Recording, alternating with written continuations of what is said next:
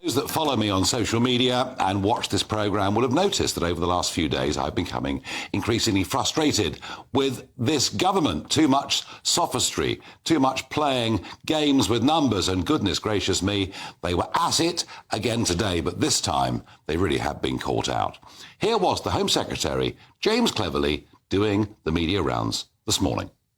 Well, the backlog refers to cases that were put in before the 28th of June 2022. There was a change in legislation at that point, which meant that they were processed under a former set of criteria. And the Prime Minister committed to clear that backlog in 2023, and we did that.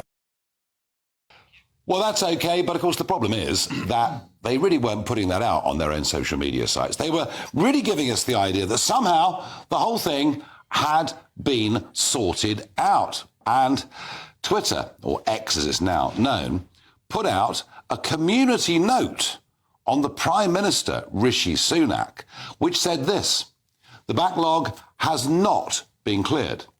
The Prime Minister's pledge was to process 92,000 pre-June 2022 applications by the end of 2023.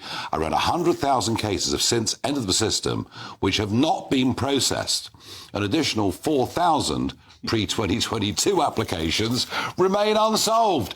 Oh dear, oh dear, oh dear. Well, one thing Elon Musk did say was that whilst X would be a platform for free speech, he would correct people if they said things that were wholly untrue.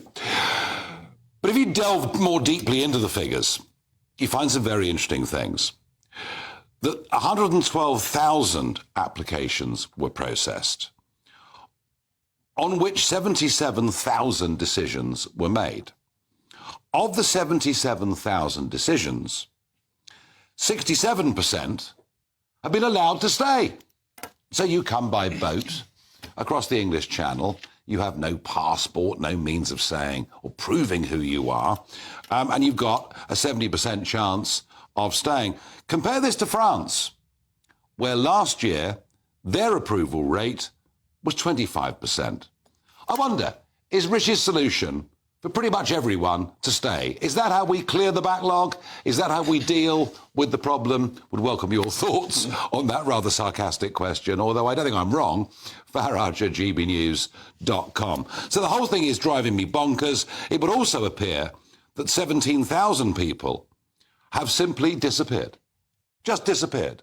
I can only guess they've joined criminal gangs or whatever else it may be. But what is for certain is that this whole issue of illegal immigration and legal immigration is rapidly climbing up towards the top of the list of political priorities in this country, as I always thought it would. Yes, the unfashionable views of Nigel Farage now have to be recognised by the mainstream.